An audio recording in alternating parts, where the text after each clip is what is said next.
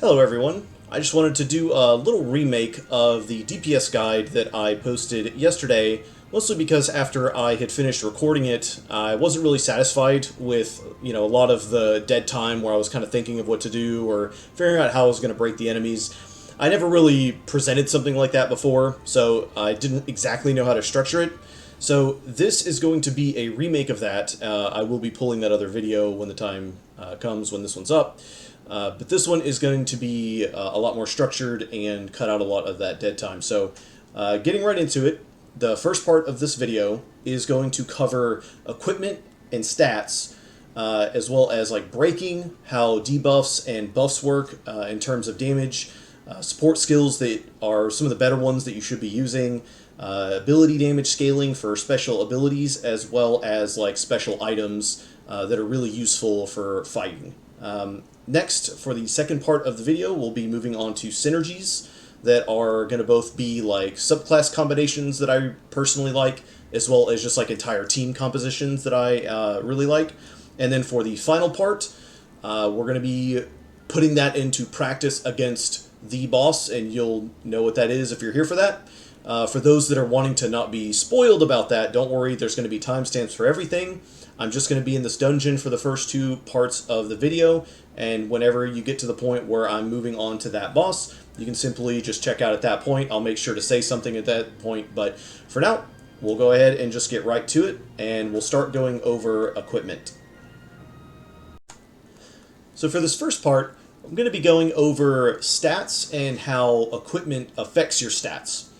So you'll notice that when you hover over a character in the equipment screen, at the bottom you're going to see all of their base stats along with the stats that they get from their armor and their accessories. But if you hover over certain weapons, it will adjust those stats based on what the weapon has. So for example, my sword gives 815 physical attack, which means that for any sword ability that I use, it's going to be based off of 815 attack. If I go to my spear, on the other hand, it will be giving me 999. Now, I do want to mention that while physical damage, it is weapon specific, so this spear will increase spear damage specifically. Magic is a bit different. So magic simply looks at whatever weapon you have that has the highest elemental attack. So, for example, my Hikari here, every spell he casts is going to have an elemental attack value of 579 because that's the highest value item he has. So keep that in mind for magic characters. It's also important to note that the maximum stat you can have is 999, excluding health obviously. Anything above that does not help you whatsoever. Now there will be some abilities later on that are physical damage abilities that just scale based off of your strongest weapon. We'll get into that later. But the only other couple of things to mention is that if your weapons have a secondary effect and they both match, such as the spear having extra critical and this mace having extra critical, it will simply be based off of which one has the higher value. And then the only other thing I want to mention is just about the critical stat specifically. A lot of people ask, does it just increase the chances or does it increase the damage? It only increases the chances. Critical hits do just a flat percentage increase on your damage. There is an accessory that significantly boosts that, but by default, it just increases the chances of the critical landing. So we'll go ahead and move on to in-game or in-fight buffs, as well as breaking and how that influences damage next. So for this next portion, I want to go over setting up a damage phase, as well as what breaking an enemy and physical attacking or elemental attacking up your team or debuffing the enemy's defenses actually does. We'll go ahead and start just with the buffs, because that's the simplest part. It's important to know that when you buff someone for an attack up, that doesn't actually increase their stats, rather it just increases their damage by 50%. So physical obviously does physical attacks up by 50%. Elemental does the same for elemental attacks. The defense debuffs work the same way, just the opposite, where the enemy will take 50% more damage. And that is a big part of how you can get to those 99,000 hits that you often see people posting online. And then obviously breaking the enemy. Now, it is important to note that when you break an enemy, they become equally weak to everything. So don't feel like you need to keep hitting them with what they're weak to after they're broken. they will basically take the same penalty. It's basically like they become weak to everything at once. Now, the next thing you want to note is when you're setting up a DPS phase, which essentially is when the enemy is broken, debuffed, and your damage dealers are buffed and ready to go. You want to keep in mind how much BP you have, how many buffs you have, and kind of the turn order. And what I mean by that is don't just be breaking the enemy over and over and over, especially if you have no BP, no buffs, no one's ready to attack. Some enemies, especially bosses, will punish you hard if you just keep breaking them over and over, because a lot of them will have things that they do when they recover from their broken state. But I went ahead and kind of set everything up. You'll notice, though, that the turn orders at the top, I could break this enemy right now, but if I did that, it would lose its turn on this turn. Hikari would be able to go twice before the enemy recovers, but Osvald wouldn't, and Ochet wouldn't. So how do I fix that? How do I get 2 full turns of my DPS characters just laying into the enemy? What you do is the person that you want to break, you need to move them to the front of the next turn. Now, some characters have abilities that do this, but the easiest way to do it is just to defend, and that's exactly what I'm going to do with Castti here. I'm going to defend. You'll notice it moves her to the front of the next turn. And then with Hikari, I don't want to accidentally move him up by defending, so I'm just going to use some, random item on him, because I want him to stay where he is. So, we'll let him get his attack. He debuffed me, unfortunately, but we'll fix that. So now I'm going to go ahead and use my breaker to go ahead and break the enemy, and you'll notice that the enemy now loses both of their turns. I now have 2 full turns with Osvald, Ochet, and Hikari to just lay into this guy. And that is something that you really want to be trying to do with bosses to really up your damage potential. It's very important to do if you really want to maximize your damage. Now, to also demonstrate the effects of buffs, notice that Hikari is attack up buff, the enemy is broken, but they do not have a defense debuff. So I'm just going to show you what a regular attack would look like. So 24, basically 2,500 damage. And then if we were to actually debuff him with the Armor Corrosive skill, there's a lot of different ways you could do that. We're going to go back to Hikari and do that same attack again and just see how it influences the damage. So we'll just kind of quickly get through these guys. And now we're doing 3,700. That is a substantial increase. And when you're doing it with attacks that deal like 50,000 damage base, that is how you can get it all the way up to 99,000, and I'll show some of that stuff later on. But for now, we've gone over this enough that those are kind of the basics on how you set this up. Next, we'll go over support skills and some of the characters that are best suited for some of them. So for this next part, I'm going to be going over some of the support skills that I personally like. I'm not going to go over literally every single one of them, and there's not going to really be any particular order. I'm basically just going to go down the list and say, if I think one is good for certain reasons, I'll basically mention it. So, very first one, Heightened Senses. This can be useful if you really want someone to go first. It doesn't seem to trigger all that often, but if you're trying to use it on someone, say like Castti, to get her like BP up on the whole party, it can help if there's nothing else that you can really use in that slot. Eagle Eye, I'm going to actually say this for all the ones that give like plus 50 of a stat. Eagle Eye and the physical attack and the elemental attack ones are okay if you need that extra amount, but it really depends on how strong your characters are. Next, I'm going to talk about Advanced Magic Master, mostly because people ask me about it a lot.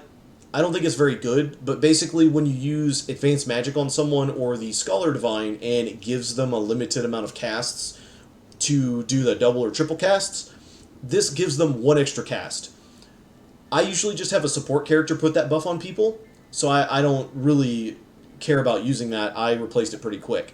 Boost Start is really good. I tend to use it on a lot of characters. Now, if you're using a composition that's making use of casties, like giving everyone 4 BP every turn, you really don't need this, but for some compositions, that can be really useful. Full Power, not good for bosses, but it's great if you're just trying to like clear out trash mobs. You can have someone like Hikari or Ochet just right at the beginning of combat, use a latent to just wipe everything once they get strong enough. The Show Goes On is really good for support characters that are putting buffs on people. Those do count for divines as well, so it is one of my favorites for support characters.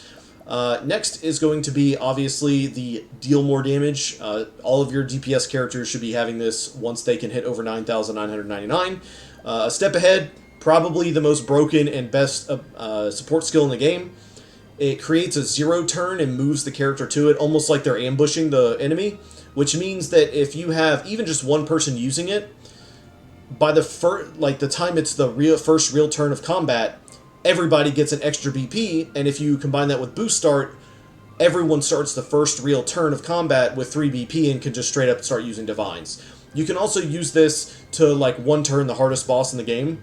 Really great ability. Upgraded accessories, really good if you have a character that is using 2 accessories that give a ton of stats. These only increase stats, though. They do not increase the bonuses, so things like the things that increase cake rate, or the one that gives you automatic defense up at the beginning of combat. This will not affect those bonuses, but it will increase any stats, so things like the Champion's belt that gives you 200 stats base. This gives you a 50% boost to that and can be really good. Peak performance is really great for basically every damage dealer. It is a pretty reliable way to get a substantial damage boost. You have Price of Power. You want this on all your magic damaging characters. And if you're having trouble with SP costs, you can also combine that with SP Saver to make it to where it's a normal cost ability, but you still get the really big bonus. And then the last one is BP Regeneration. Really great for support characters. It's not anything that you can rely on, but from time to time when you get that refund of BP, it can really help giving you that extra turn to kind of do stuff with. So that's all the support skills I want to go over. Next, I'm going to hop on over to the items, and we'll kind of go over some of the best items and equipment that you can get in the game. So when it comes to items and equipment, we're going to start with items first, and then just some of the better accessories and weapons that exist in the game after that. I'm not going to go over all of them or where you can get all of them. There's a lot of guides out there about that, and this is mostly focused on DPS items and things that are going to help you in boss fights. But I did just want to go through and mention some things that you definitely want to make sure you're not wasting, and also not ignoring that they exist, to make sure you're actually taking advantage of how good they are. So obviously there's the jams, but especially the reinforcing jams. This is something that hopefully you've been stockpiling. I do not know if there's an unlimited way of getting them. I do know that you can steal revitalizing jams from mini-bosses and get an unlimited amount of them, but reinforcing jams are really good for a strategy that I will show later. Then there are the Ochet prepared items. Now, you'll want to go through and look at the ones that you've gotten yourself, but these items are actually really OP. A lot of them will restore health. They'll give all kinds of buffs, almost any buff you can think of other than, say, divines. And you can kind of see some of them as I'm scrolling through. And what these do is these allow you to get things and basically allow any character to be a support buffer character. And it allows you to get those really crucial things you need regardless of your team composition. For example, I have no one on my team right now that can give elemental attack up. But I do have plenty of items such as elemental soup that, say, Castti, a support character, could use on Osvald to make sure he can get his elemental attack bonus. So these things, I recommend looking through them. They're really great. And then we're going to skip down to the bottom. These are just unique items that you can get when you're exploring. I'm pretty sure a lot of these are limited items. The Ancient Curse Talisman is one of the best items in the game. If you have these, do not waste them. There's going to be a time when you're going to want to use these, and you'll know it when you get there. The Dragon's Essence, these are pretty good. I've used them before. You just shred 4 shields automatically with anyone. I've never used the Root before, but I could see it being useful in certain situations, and the Grail of Life is just oh no, I'm all dead. I need to recover. So I've used one once, pretty good. Forbidden Elixir. I've heard that there's a way to get multiple of these, but I don't know if that's true or not. I only know of the one. It's situational. When you drink it, it restores your SP and BP, and then it takes you to 1 health. So there is a build where that's actually useful, oddly enough. But anyway, we'll go ahead and move on to the equipment. I'm just going to touch on a few of the better items. These are by no means like the only best items in the game, but I wanted to highlight the battle-tested blade, mostly because its equipped effect, which is that raises the potency of physical skills. We'll talk more about that in a little bit. For staves, obviously there's the battle-tested, but really it's the Giant's Club that I want to show, which again has that same bonus of raises potency of physical skills. For magic characters, you have the battle-tested axe, which raises the potency of lightning and ice-based attacks.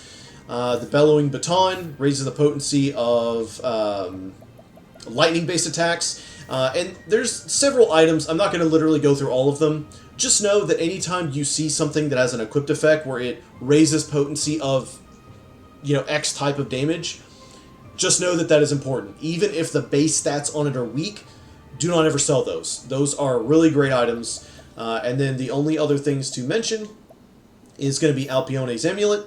One of the best items in the game because you do more damage the lower your health is. There it is on the screen for you. If you were at 1 health, this allows you to deal just insane amounts of damage, and I'll show that later. Blessing in Disguise can be good, but you eventually will stop using that. Finisher's Claws. This is probably a pretty underrated item. It doesn't really tell you how much more damage it does, but just know that crits are actually pretty easy to hit, and you deal significantly more damage. I'm talking like in my tests with this, when I'm wearing it, I can get an extra 20 to 30,000 damage per hit with this. It's crazy how useful this is. And then you have Fang of Ferocity. It's kind of like a weaker version of BP Eater from the first game if you played the first game. It's really good for consistent damage. I like to use it on Osvald personally, but you can use it really on any damage character that is going to be using fully charged attacks. Other than that, there are a lot of good items that just give a lot of stats, like the Librarian's Amulet, I should say. But really the only other one I want to mention is the Champion's Belt. After Hikari's Chapter 2, if you go outside, there's a woman standing there that's a side quest. You do that, and then you can actually talk to the guy behind the counter in the arena and get fight that NPC over and over and get an unlimited amount of these. Really good with that one support skill that gives you a 50% bonus, the improved accessories that I was showing earlier. But anyway, that is kind of all I wanted to talk about with the equipment and items. And next we're going to move on to damage scaling, how to stack damage scaling with your weapons, as well as unique typeless skills and how those damage values scale. So first, I want to go over how you can stack weapons to boost damage of a specific type. And there's going to be a method for physical damage dealers and a method for magical damage dealers. So for the physical side of things, the sword is the battle-tested blade once you get your hands on one of these. It raises the potency of physical skills. Keep in mind that is skills, not attacks. So that doesn't increase your regular attack damage. And then for staves, you have the Giant's Club, which does the same thing, and those do stack on top of each other.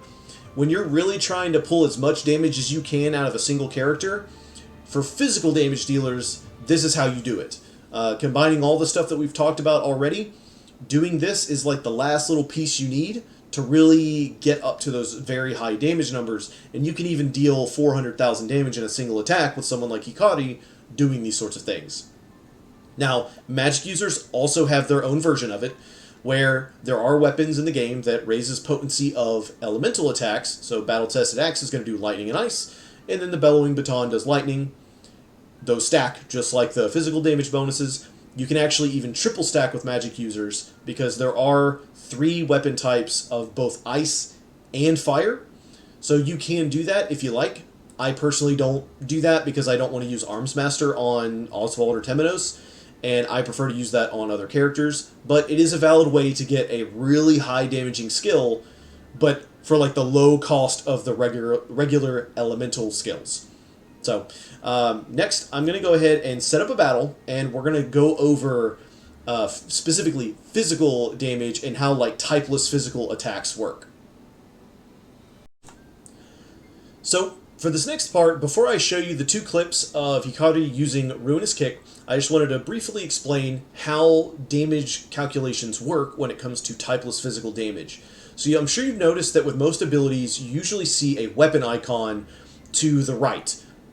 Those abilities will base their physical attack off of that weapon that you're currently holding. For abilities that you may not be able to hold those weapons for, such as like Hikari learned abilities, it will act as if you are holding a weapon that has 0 attack. So it's not really a good idea to use weapon-specific abilities on Hikari if you can't actually hold that weapon. There are also some abilities like Hornet's Nest that won't show a weapon icon, but it will say uses a dagger, bow, and spear.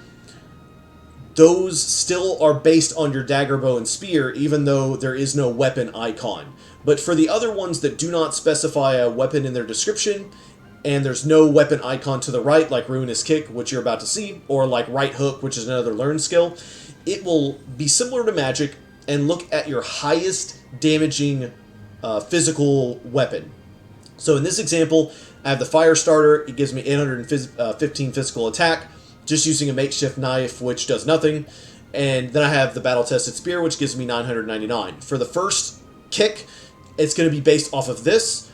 And then on the second kick immediately following it, you're going to see the difference whenever I have the Sea God Spear, making that kick scale off of 844 power, even though it's all going to be under the same condition. So let me pull up those clips real quick so you can see that. I'm sorry. I'm sorry. So as you can see, the damage from the first one dropped from about 2200 to 1800 simply because my highest damaging weapon at that point was much lower. So just keep that in mind for all typeless skills. But on that note, that kind of wraps up the first part of the video that talks just about the basics of how damage works, how to increase your damage, and things like that. You can use all those things that I just talked about to really get some crazy damage numbers, which you'll see if you continue watching the video.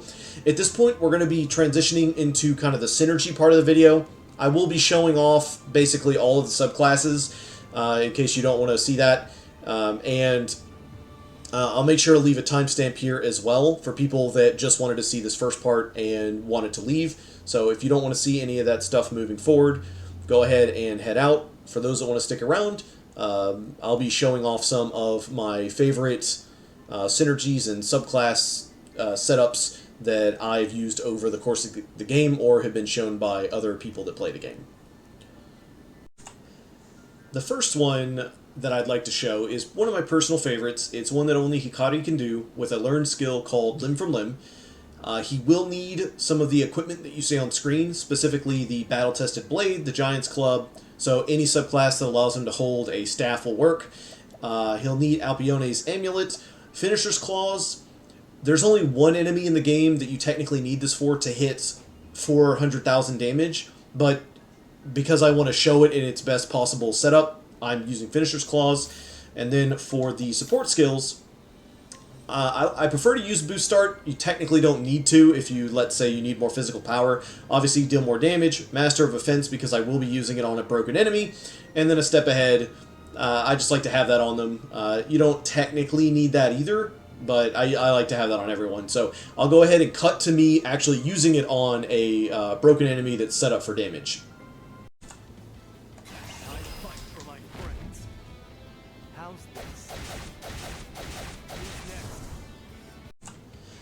So this next one, I was actually talking to someone earlier about, the boss that I'll be covering later, and they told me about this particular one. They said they saw it from a YouTube video somewhere, so I'm not sure where it originated from, but you need a dancer. Doesn't matter who your dancer is.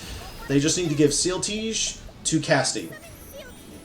And then she has an EX skill that is just absolutely busted. So watch how many buffs the whole team is about to get. And I'll actually pull up the screen that shows us what all the buffs are. So now she can cast that on everyone. Yeah, it's a lot of buffs. So let's see what my team has right now. Obviously, we have the basics, physical attack up, accuracy, all that stuff. But if we scroll down, we have reflect spells, guarantee evasion of physical attacks. We have the Scholar Divine. We have nullifies all status ailments, so we're immune to status ailments. We got Doters. We can use items on everyone. We get 2 BP at the start of every turn. The list goes on. You can see it in front of you.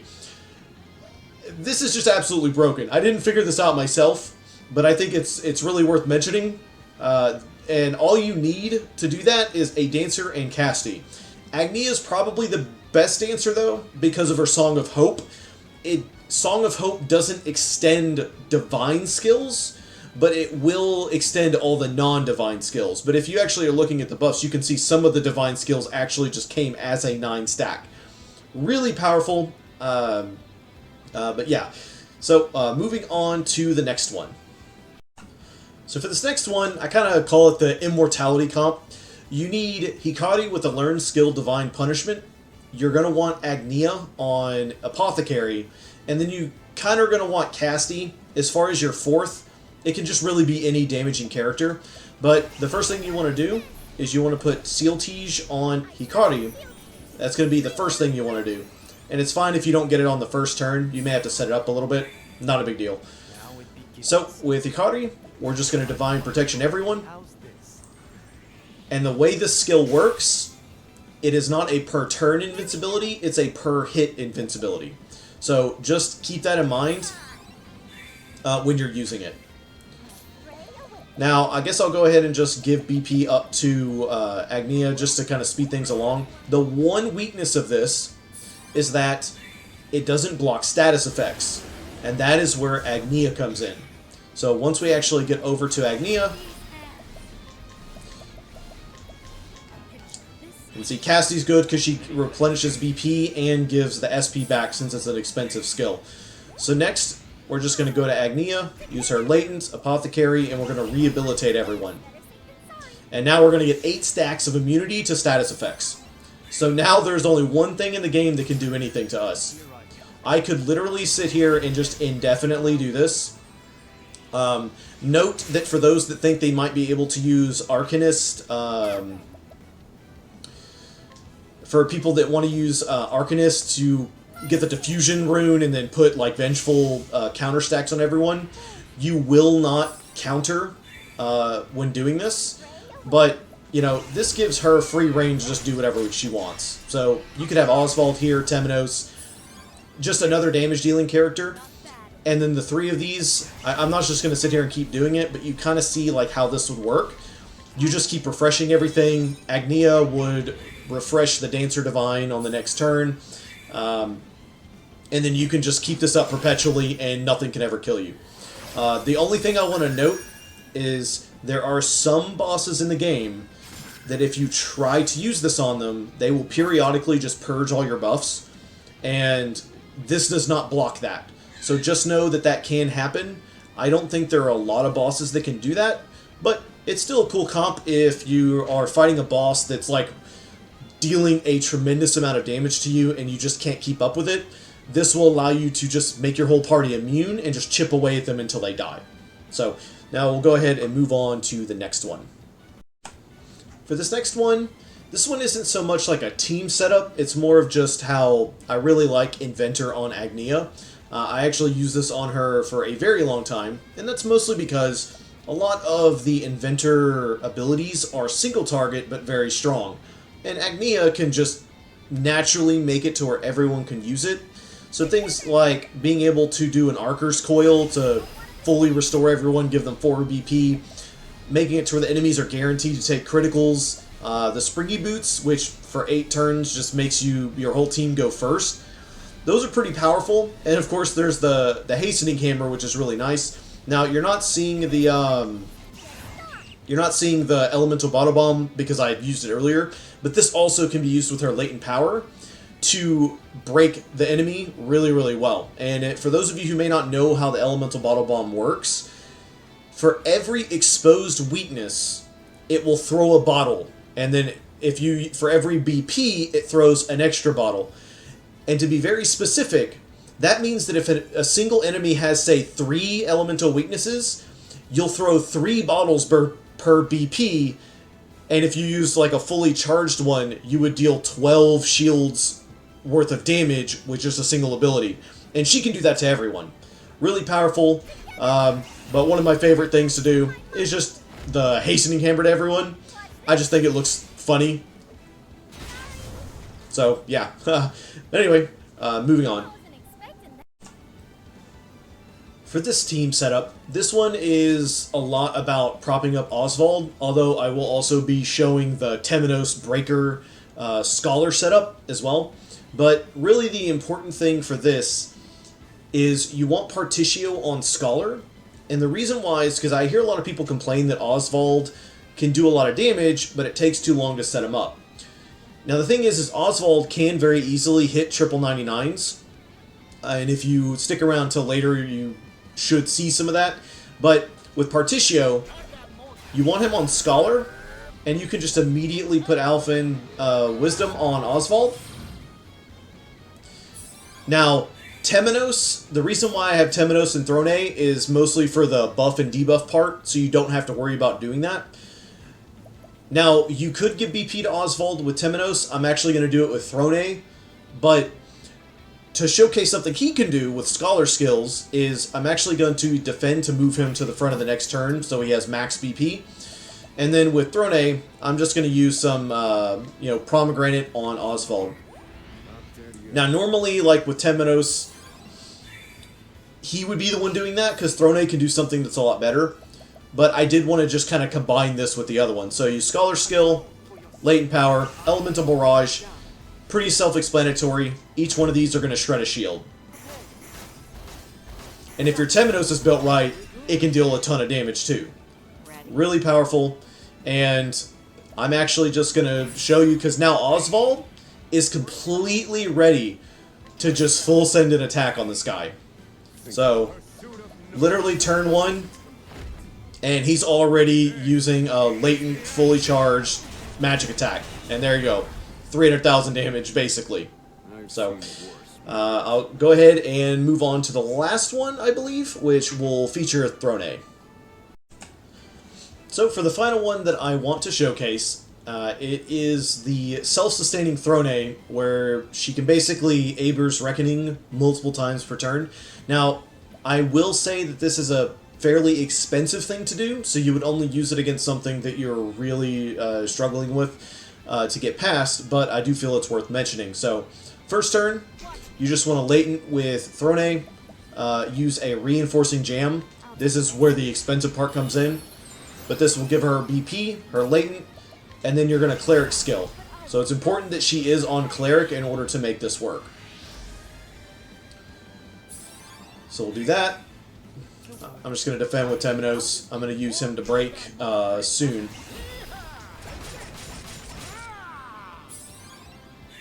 And then Throne is going to get to go again.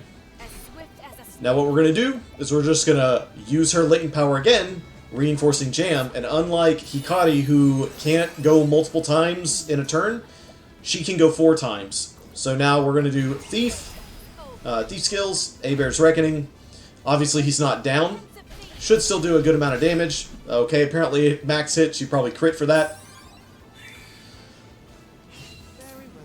Then we're going to use these, the Breaker Temenos from the last little clip, just to knock him down. We don't really need to, but, you know, why not? Now, you could be having people provide her with BP, but this is supposed to be more of like a self-sustaining thing, where she can just keep doing this over and over and over. And this should actually finish him off, but... So, there you go. The only thing to note about this is that even though I showed it at, like, its optimal usage where you're giving her latent back every single time, you don't have to use it that way. You can almost use her like a Partitio. How, like, Partitio can use his latent right at the beginning to give somebody BP, or a divine skill or something like that. She can use her latent to basically do what Partitio does. Use your latent, and then use like a cheap BP refill item, just like a pomegranate or something, and then she can put a divine skill on somebody. Or maybe she can do another Abear's Reckoning, and then you can have other people give her latent with like cheaper items. There's a couple of different ways to do that, but I wanted to showcase like the big way of doing it. And that's going to conclude this part of the video where I talk about some of my favorite synergies. This by no means is going to be all of them that exist in the game. I didn't specifically cover the Partitio Arcanist one, simply because so many people already seem to know about it. I guess I'll just briefly mention it here that with Partitio, you can use the Diffusion Rune Arcanist skill, and then Partitio can either rest to give a really good SP HP heal and get rid of debuffs, and he can also sidestep to make everyone immune to physical damage. But like I said, most people already know about that. I'm not going to waste your time with that specific setup. But moving on from here, I'm going to be taking everything that we have discussed and taking it into the boss that I have been vague about on purpose. For those that want to go in blind and don't want to see anything about the boss, now's the time to go ahead and check out. But for those who want to see kind of a few different ways of using these things to beat the final boss, stick around, and I will jump into my build and then show you actually beating the boss a few times. So moving on to the final boss. I'm going to be doing a build first that focuses a lot on magic damage in the first phase and then physical damage in the next phase. I'm going to be going through the equipment for all my characters and mentioning the things that are important, as well as like the subclasses. If I don't really talk about it, that just means that it isn't really that necessary for this specific strategy. But the team that you see here on the right is going to be the first team, and then the other four are going to be on the second team. So for Throne, you mostly just need to make sure she's on Scholar. She's going to be basically enabling Osvald to do a lot of damage. Having a battle-tested blade on her for this phase is nice, as well as a battle-tested dagger. It's not really necessary because she's going to be kind of a support character in this one. And then I just have items that give her speed and power, just in case she can sneak in damage. Because remember, Abear's Reckoning stacks with speed. For Ochette, her weapons really don't matter that much. It's good to have at least one solid weapon on her in case you can sneak in one of her latents. She probably won't be doing that, though. What's really important for her is you're going to want a monster that can do a double axe hit to everyone. You can find a lizard guy here in the Sunken Maw where I'm showing it on the map that can do a double hit axe hit to everyone. And then over in Southern Timberrain Trail, right here, there is something called a peekaboo that you're going to want that as well. As far as her gear, it really isn't that important, so I'm not going to really talk about the rest of it. Castti really doesn't matter.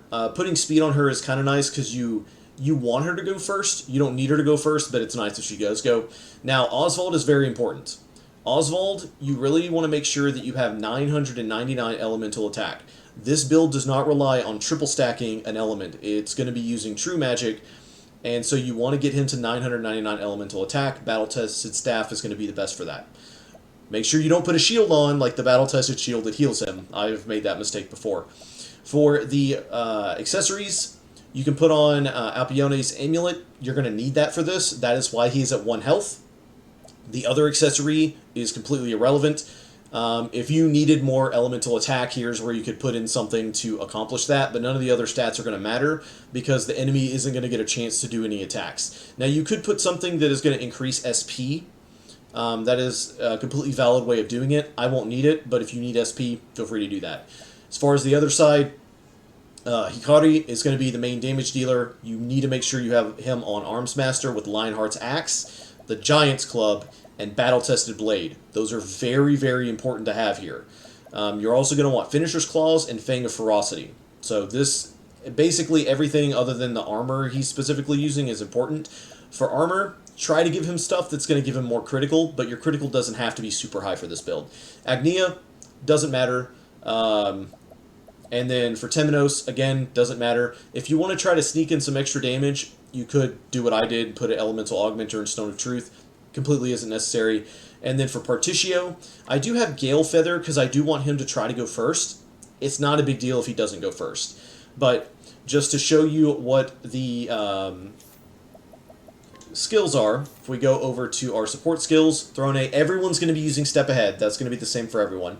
Throne is going to want peak performance and deal more damage. I'm using upgraded accessories for this to try to get her up to 999 physical attack. You may not need that. You can kind of sub it for whatever you want at that point. Ochette, obviously Step Ahead. Peak performance is nice. Upgraded accessories is nice. Deal more damage. She might be able to sneak in damage, so that's good. For Castti, I have Fleetfoot to try to speed her up to make her go first. You definitely want Boost Start on her, so she can give everyone 4 BP right at the beginning. She will be putting buffs on people, so the show goes on is helpful, but technically isn't necessary. And then Osvald, you want Price of Power, deal more damage, and Step Ahead. As far as the last slot, I have SP Saver. Technically, you can get away with not using SP Saver. Just know that his magic skills are going to be a lot more expensive. So, we'll go ahead and swap on over to the other team, just to take a quick look at what they have going on. Keep in mind that these subclasses that I'm using, Hikari needs to be on Arms Master for this. Agnea, you need her on Cleric. Temenos, it doesn't really matter because he only really exists for the Cleric Ultimate or Divine, as well as just like as an extra support and debuffing the enemy with his just passive skill. Partitio, you need Partitio on Dancer. That is very important. As far as their support skills, we'll hop on over to that. Hikari, you're going to want Boost Start, deal more damage, peak performance, and Step Ahead. That's pretty much exactly what you're going to want to use for this setup. Agnea, you're going to want a Step Ahead like with all the rest of them. Peak performance isn't necessary. Boost Start is necessary. There's one other thing I want to note about Agnea. You do want a follower that gives a BP when you do a dance. And I have him following me right now, but there is one right here in Montwise. So in this town, I have him following me, but there's a guy right here that can do that for you. So just keep that in mind. Other than that, nothing else really matters. She's not going to really be doing damage. Temenos, peak performance, deal more damage, boost start. You're going to want those in case you want to use him for a little bit of damage, but it isn't necessary. Partitio, show goes on is nice. BP regeneration is nice. None of that is really necessary because he's just going to be a supporting character. So now that we've kind of gone over that, I'll go ahead and cut to us being in the actual fight. So now that we're here, I'm going to go ahead and initiate the fight. I just want to make a note that unlike my previous challenge videos, I will kind of be talking during this to kind of give reasonings as to why I might be doing certain actions, because there is some turn order RNG when it comes to this fight. The first thing that you always want to check is, will Ochette go before the eye on the next turn?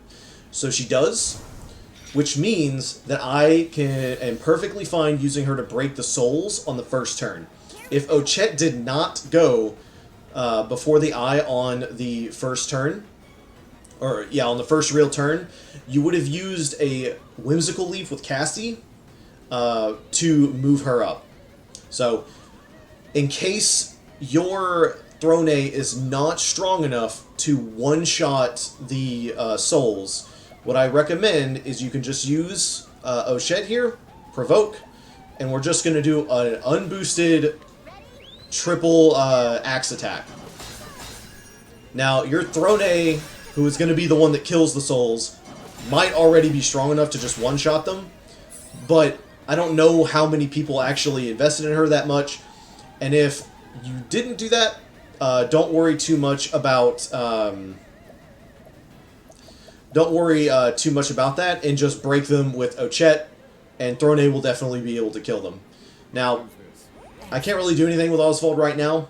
He's going to basically be waiting for this guy to be broken. You're going to want to use your Latent with Throne here, and we're going to want to get that Scholar Divine on Osvald to get him ready. She's going to go again, and we're simply going to use a Reinforcing Gem on her to give her her Latent back and her BP back. And then with Castti, I'm going to use a double Pomegranate Leaf, but if, like I mentioned before, if Ochette doesn't go before the eye, you do one Pomegranate one whimsical, then a strengthening, and then diffusing. And what that does is that will actually move her to be in front of the eye on the next turn. This is so you can avoid the fire effect. Since Osvald is at 1 HP, if we get the fire effect, we're just going to keep getting, our DPS character is just going to keep getting killed over and over, and we don't want that. So on the next turn, you're going to want to use the Cleric Divine on Osvald with Castti. Thronate, you're going to use her, make sure to use her Latent, and we're going to A-Bear's Reckoning. If she didn't have BP right now, you would just use an item first to give her BP and stuff back, and then A-Bear's second. The order doesn't really matter. And then we're just going to go ahead and give her her stuff back like we always do. Now we're going to, on Ochette, do a max charge Provoke Beast. We're going to do 2 of the Frog Kings and 4 Peekaboos. You may not have the Frog King. If you have the Lizard King guy, him instead. So, the reason why this Peekaboo is really nice is he has a pretty high chance of lowering the enemy's physical and elemental defense, and using him 4 times, we're maximizing our chances of actually getting that debuff. We want both if we can help it. And we got both. Nice. With Osvald, if he is able to do a max charge with a latent 1 true magic here, and the enemy is broken, do it. And this is the reason why this build is very powerful. You can also do that with Temenos, but I prefer to do it with Osvald. Now, in a situation like this where Osvald only has 2 BP and no latent, do not waste one of his attacks. We're going to get another damage phase. It's not a big deal. So just use another reinforcing jam. Hopefully you've been stockpiling them over time. Do not use anything that's going to heal him. You'll ruin everything if you do that. So, with Thronate, we're just going to do what we did last time. We're going to hit him with an A-Bear's Reckoning.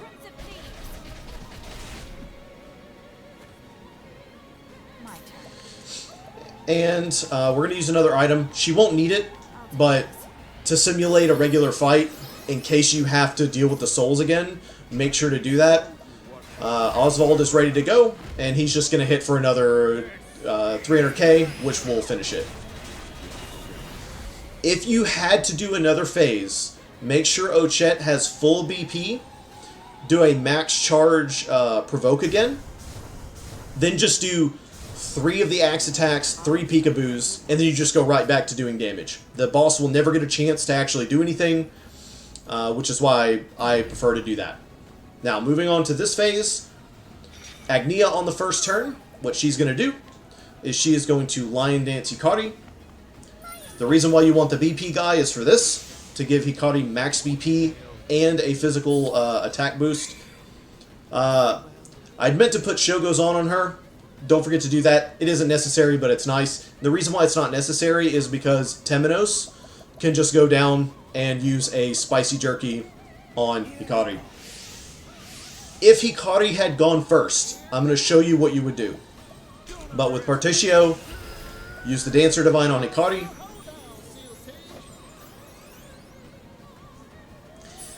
And I'm going to pretend Hikari went first, which meant that he wouldn't have had any of his buffs, and he would not have been ready to do what I'm about to do. If that occurs, do Hyenka, and target the blade specifically. This will force him to go at the end of the turn, so Agnea can put the buff on him, and Partitio can put the Dancer Divine. Then at the end of the turn, you just do a max charge Lionheart Axe. This will just one-shot all the appendages. And there you go. Easy. You do not need to hit that kind of damage to actually kill those, by the way. On the next turn, for Agnea, use a Cleric Divine skill on herself. With Partitio, we're going to go ahead and use a Reinforcing or Rejuvenating Jam.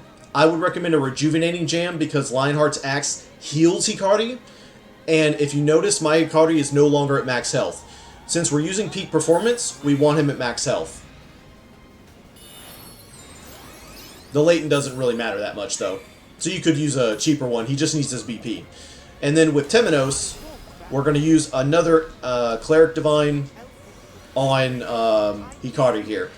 Now, Hikari can't do anything because he's immune, so all I'm going to do is just randomly use a, I don't know, a Reinforcing Jam on Partitio.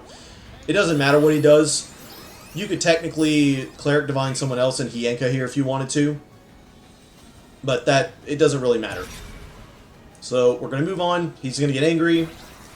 Usually he gets a bunch of turns before you, literally all 4, but that won't matter here in a second. This is why we use the Cleric Divine on Agnea, because what she's going to do is she's going to Windy Refrain, and she is going to push him all the way back. With Hikari, you're going to do a max charge Lionheart's Axe. So, and it's fine if you don't do that kind of damage. Do not feel pressured to do that kind of damage. Now this turn is important because turn order is going to dictate how much damage you can deal. So, priority number 1, you want to make Hikari get his BP back. So what I'm going to do is I'm going to prioritize that. You don't need to give him a reinforcing, but I'm going to use that to give him his BP back. The next priority is to make sure that the boss is debuffed. And this is where these Ancient Curse Talismans come in. Throw it at him. And then if you had a third attack, you just throw some damage at him. Doesn't really matter. But Hikari is going to easily be able to kill him here with 3 BP, even if he wasn't debuffed. And there you go. That is how you win the fight with this strategy. So I'm not going to waste your time. I'll go ahead and jump into the build for the next one, and we'll just move on.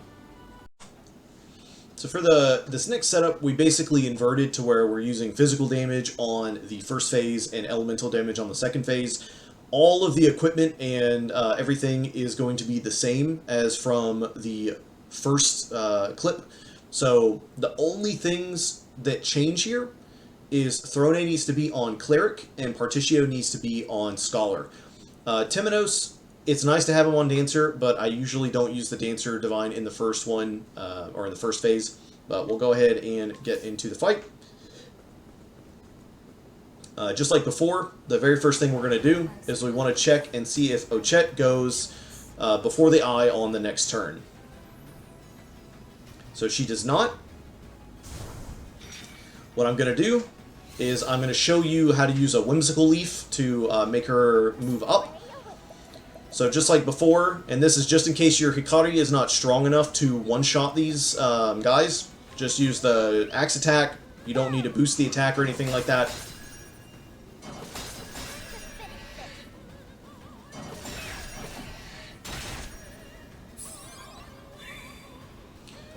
Now with Temenos, it's a little unfortunate that Temenos went when he did, but it's fine. We can't really do anything with him right now, so what I'm going to do is I'm going to use a Spicy Jerky on Hikari. I know I could do the Lion Dance, but you get more buffs by default with that. So now, if Ochet goes after the eye, this is how you fix that problem. You want to do 1 Pomegranate, 1 Whimsical, 1 Strengthening, 1 Diffusion.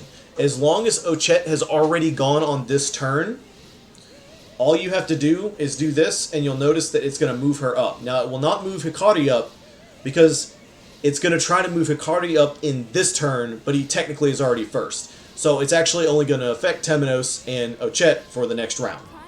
And you can just see this happening at the top.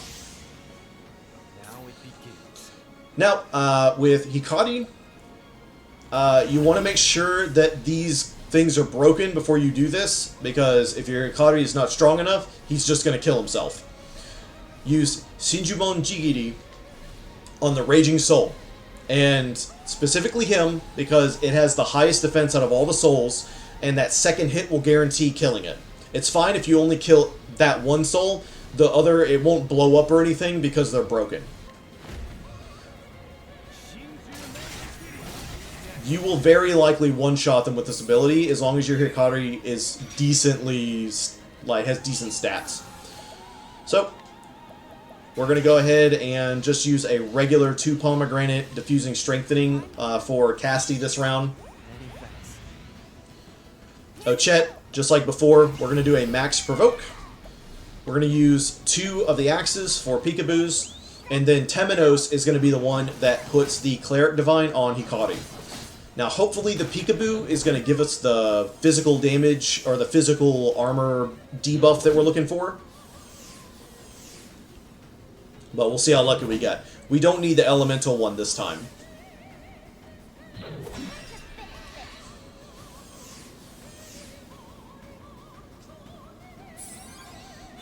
Very unfortunate, but we can work with that. So, we're going to do Cleric. Use the Divine skill on Hikari.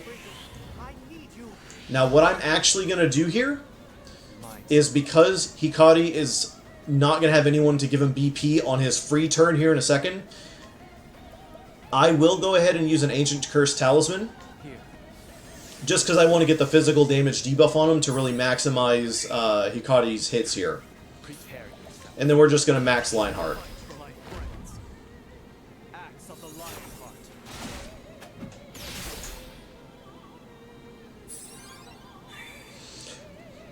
Now, at this point, there's not much that Temenos can do, so I'm going to kind of check and see if there's anything that needs to be done.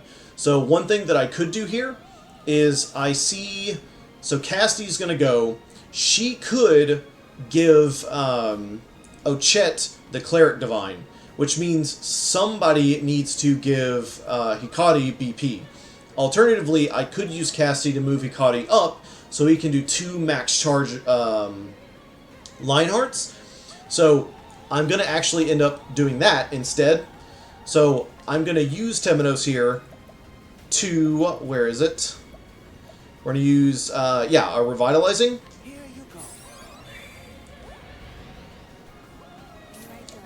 And if you remember, there's that Whimsical Leaf that I used earlier. I'm actually going to just use it on Hikari. I'm going to use a Whimsical Leaf and a Strengthening. Make sure you use a Strengthening or it doesn't work. And then we're going to use it on just Hikari. This will move him in front of Ochet, and you're going to see why I did that in a second. So now I can Lionheart's Axe.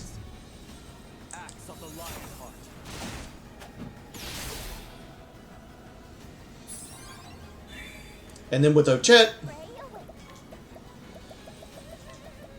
I can give him BP back, and then he gets his extra free turn.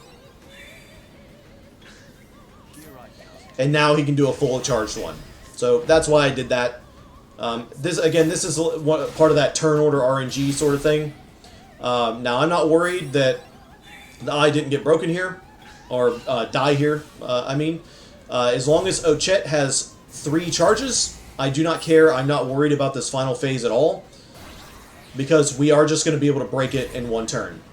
And then Hikari will easily be able to finish it. So with the Hunter skills, we're going to max Provoke. This time, do nothing but axe attacks.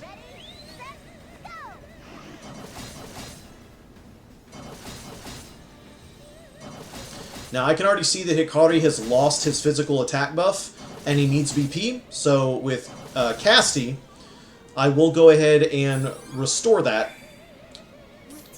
I'm going to do a max concoct, 2 pomegranates, a mighty leaf, and give that to everyone. Now notice he has 4 shields. He is weak to staff, so I can just hit him 4 times with a staff. Easy. So don't worry if he doesn't get broken here. And then this will definitely finish him off.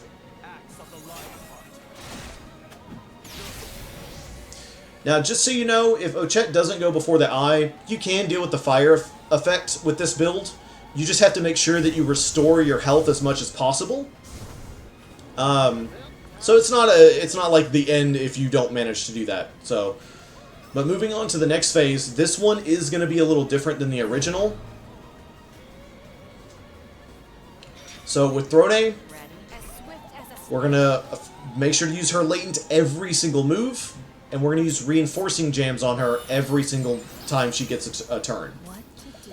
First thing she's going to do is Cleric Divine herself.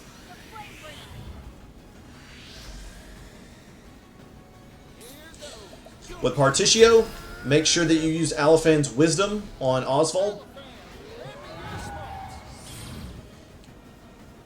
With Agnea, this is very, very important.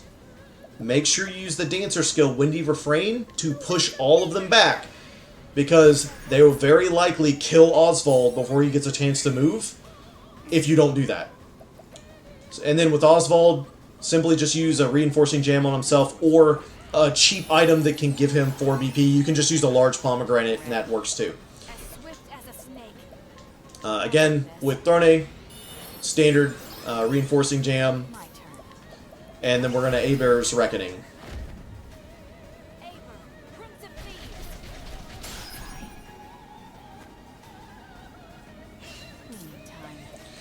Use her Divine again, Reinforcing again. You can kind of see what she's going to be doing the whole time.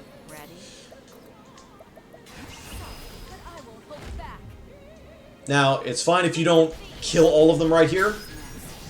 You need a pretty strong Throne to pull that off. With Partitio, what you want to do here is you want to defend with him, and that's simply because on the next turn, you want to have a support going before any of the DPS, so you can debuff the guy if you need to, or BP up somebody. So, just make sure to defend. Just like last time, Agnea is going to cast the Cleric Divine on herself. Now, at this point, I know there's only one blade, so you would think, oh, use Osvald's Latent. Do not do that here. You do not want to risk that, and you want to pretend that like you might not be able to get his Latent back on the next turn. So, just make sure to use a 3 charge. That will take out the blade because of what Throne has done to it. Then he gets his turn. Just like before, he'll probably put a bunch of moves before you, but just like before, we're also going to push him back with the Dancer skill.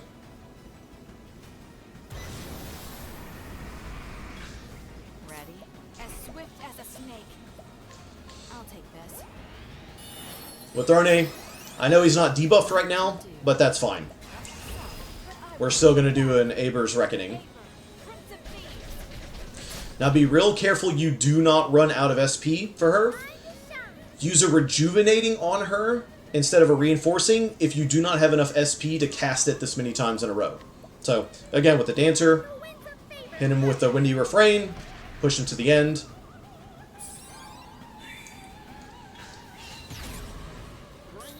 With Partitio, we're going to go ahead and use another one of these Ancient Curse Talismans. If you don't have any, use that to give Osvald more BP. And with Throne, I'm just going to show you using a Rejuvenating. That gives her her SP back. You don't need a lot of those to be able to make this work, so... Then we're going to do another Aber's Reckoning. And then if you get lucky and you happen to have another turn before Osvald, go ahead and use someone. I know that she could technically just dance him and give him that, but I'm just going to use an item. Just out of habit. And now this is where you want Osvald's Latent. One True Magic. Full send it. He's dead.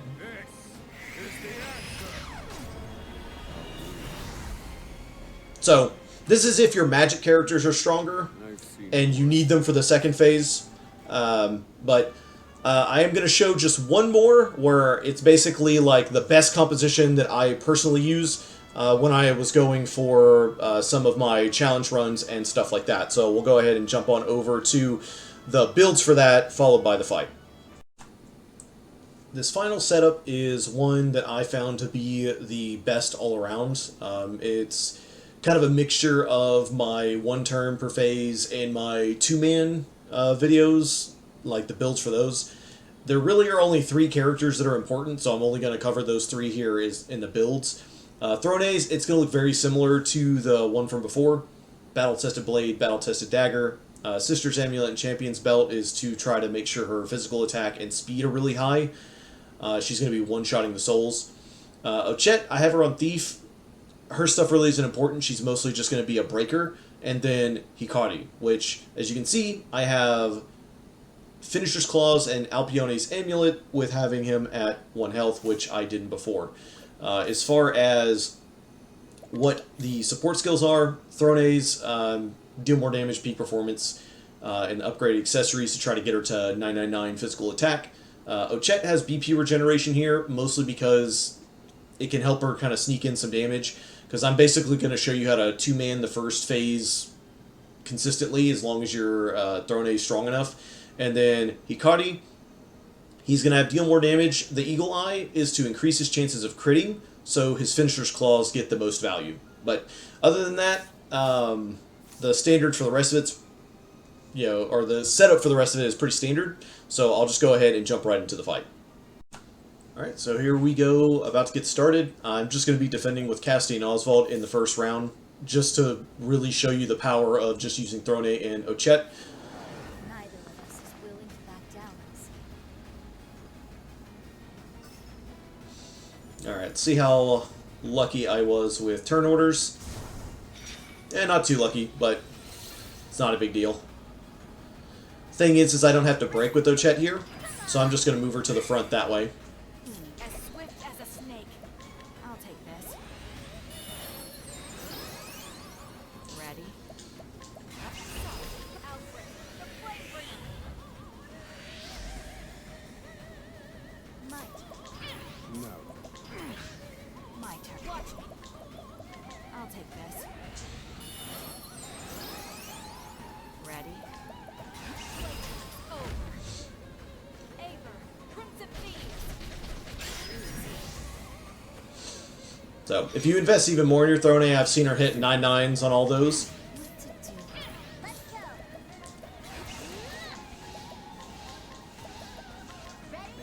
Unfortunately, with this strategy, you can't use a max charged one here, but it's not actually necessary.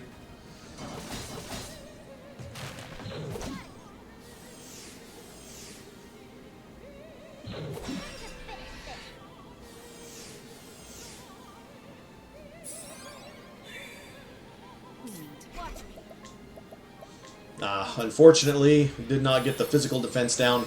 It's not going to matter that much for now, because of it's broken and Throne has a speed boost and a physical damage boost. So I'm still going to be hitting for basically 99 every time. Later on, that will be kind of annoying if I don't deal with it. I'll take this. Meantime. Over. Aver, Prince of Thieves. But at most, it's just annoying. It doesn't actually stop you from being able to do this. Now, right now, because Ochette is going to need to break stuff on the next turn, I actually do need to use something on her to give her her BP back. I don't want to have to do that, but I have to do that. I'll take this. Ready? But I will hold back. Aver, Prince of Thieves.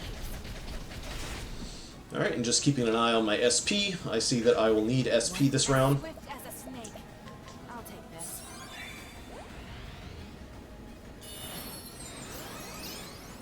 Ready? Over. Aver, Prince of Thieves. Alright, and then this is going to make the eye go into the phase where it does the Eternal Rancor and tries to curse everyone. I need a play. My turn. Watch me. I'll take And now, we just need to refresh the Cleric Divine. what to do. But I will outbreak. The flame bringer. Now, I really hope I get lucky with the Provoke Monsters this time.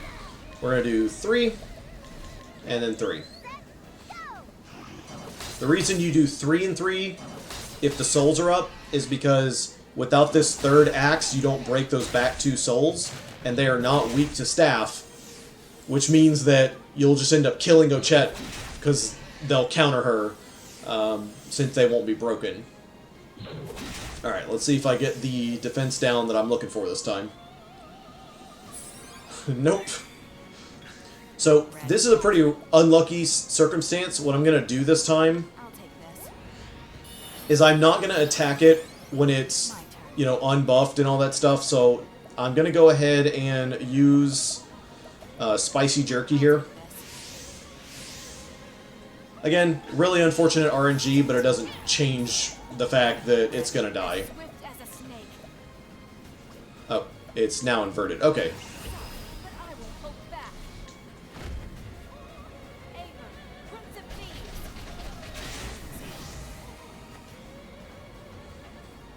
Cleaning time. I'll take this. Ray away. Yeah, with Ochette,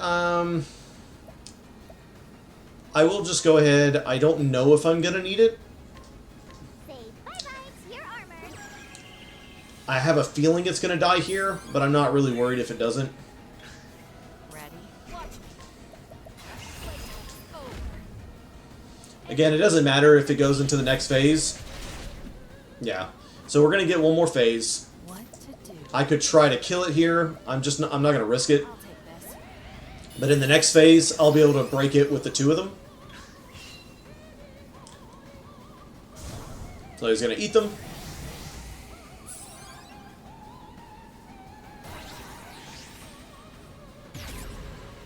No. Well, my turn. As swift as a snake. Alright, we still got our Cleric Divine. So what she needs to do this time, Hold back. Ready? I'll take this. and that's just to make sure we break it. Here we go. Again, I'm pretty sure I could have killed it. And I would have killed it a long time ago had I not gotten unlucky with missing the physical defense down twice in a row. But, not a big deal.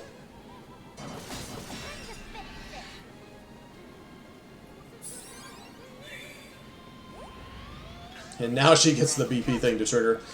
Alright. This will definitely finish it. Aver, Prince of Thieves.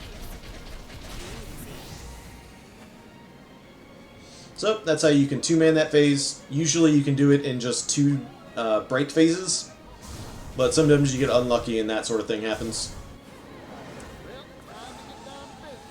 Now let's see if I can get lucky and I'm able to one-turn this guy.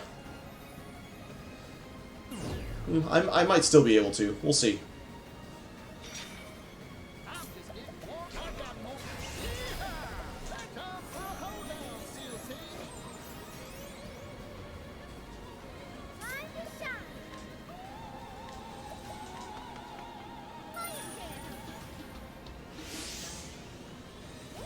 I'm a true friend.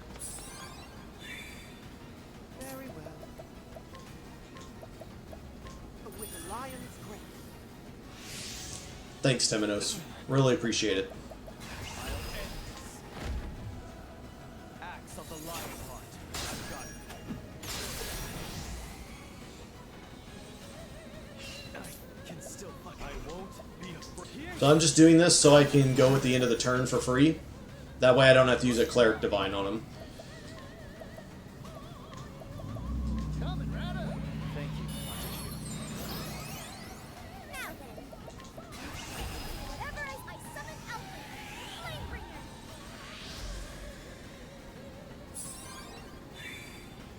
Very well.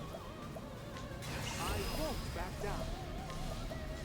Okay, so what I'm hoping happens here is either Agnea or Partitio goes first. If either of them go first, I've already won.